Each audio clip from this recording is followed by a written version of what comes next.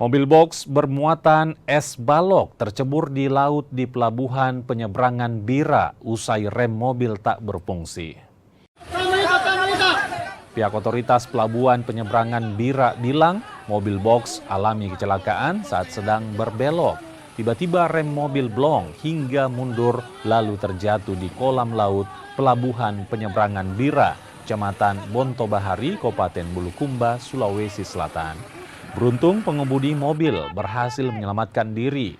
Beberapa warga dan nelayan yang menyaksikan kejadian tersebut berupaya mengevakuasi mobil menggunakan alat seadanya.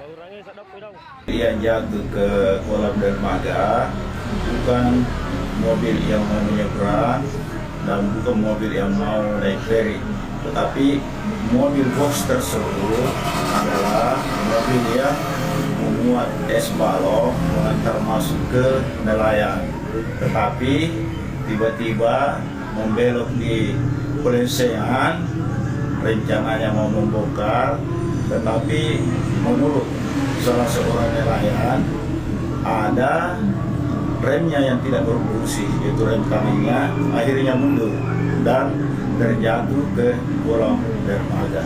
Tetapi alhamdulillah bisa dievakuasi, tarik kembali dan tidak menyebabkan korban jiwa. Terima kasih.